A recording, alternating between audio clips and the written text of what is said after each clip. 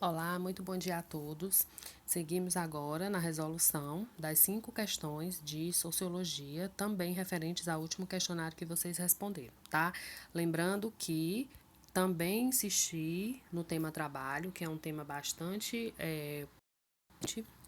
amplo, e não dá para a gente se limitar só a uma aula, a 5 questões de um questionário, certo? Então a gente trouxe aqui também para vocês um resumo, trouxe um vídeo.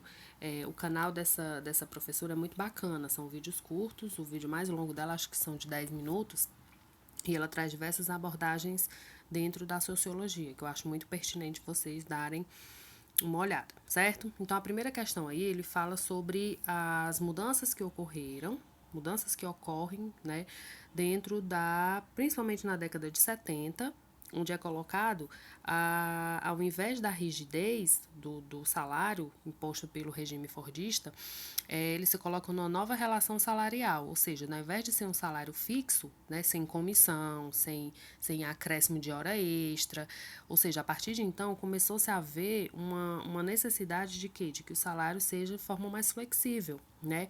De que a hora extra seja contada, mesmo que não venha expressa no contra-cheque, por exemplo, mas ela seja uma opção para o trabalhador.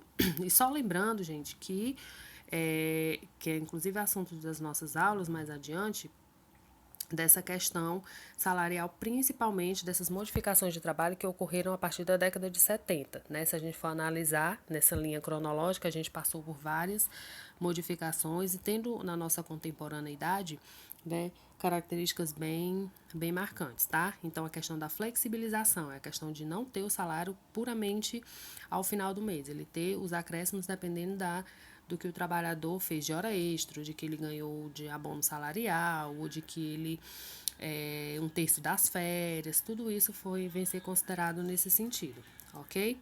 Na segunda questão, a gente traz aqui uma abordagem sobre a força de trabalho, né, sobre a venda da força de trabalho, que é isso que a gente faz quando a gente assume um emprego, assume um trabalho, né? Cadê? Onde é que eu posso colocar, destacar aqui para vocês? Estou fazendo só uma rápida leitura do texto para a gente não se estender, certo? E aí ele traz 3 exemplos, né? Microeletrônica, tecnologia da informação e a globalização.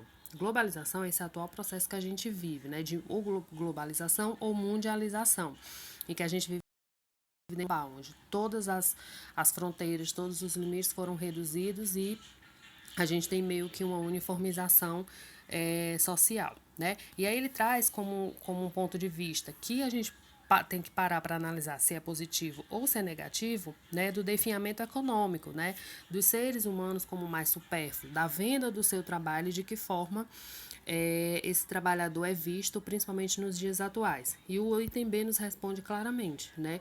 O aumento da composição orgânica do capital imposto pela concorrência reduta na diminuição dos postos de trabalho.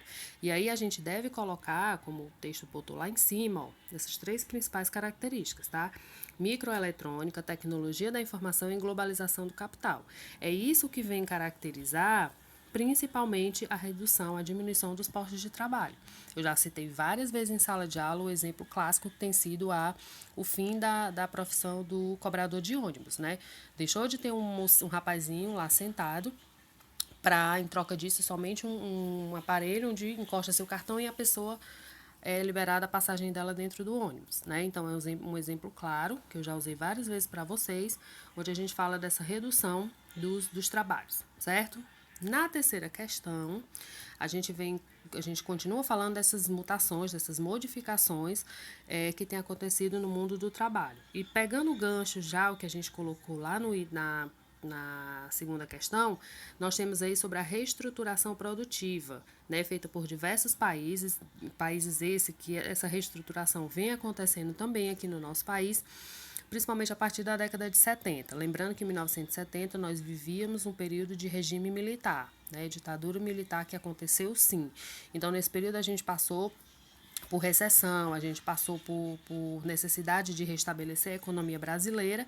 Não obstante, essa reestruturação que aconteceu no mundo respingou aqui também, certo? E aí a gente vem falando dentro dessa característica dos anos 70, onde houve principalmente a redução dos direitos trabalhistas, tá?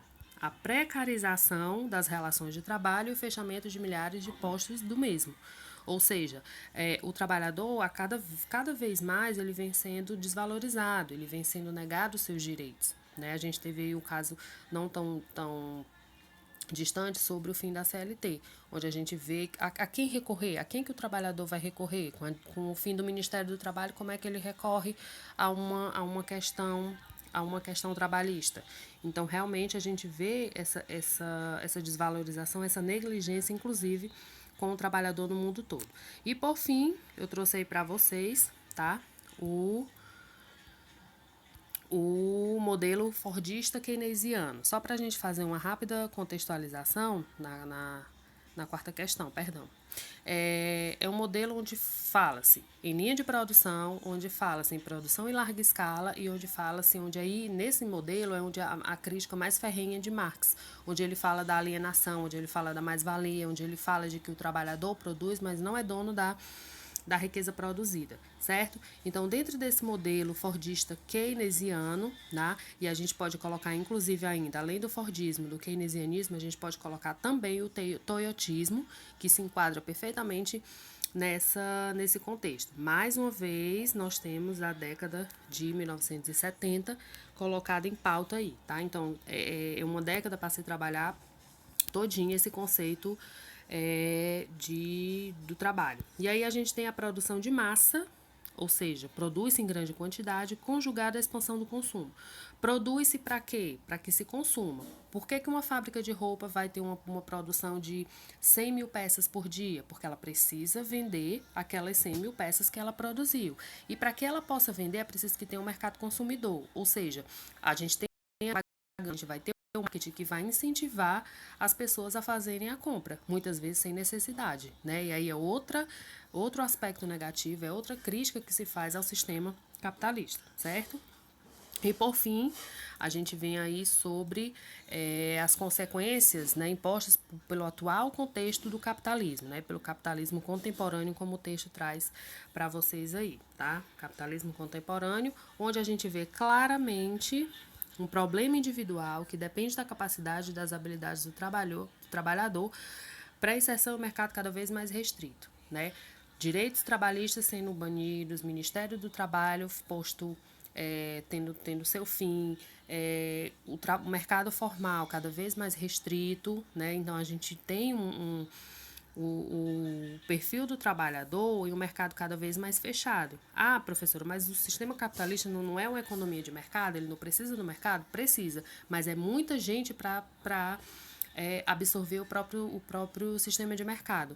Então, por isso ele se torna cada vez mais restrito, por isso ele se torna cada vez mais repetitivo. Né? A gente tem um ponto-chave também dentro do sistema capitalista que é a concorrência. Eu não preciso simplesmente vender, eu preciso vender o melhor produto para que ele atinja o maior mercado consumidor. Essa tem sido uma das premissas do sistema capitalista, tá? Então, pronto, a gente fica aí, eu aguardo que vocês façam a análise, né? Revejam as questões que vocês pontuaram e até a próxima.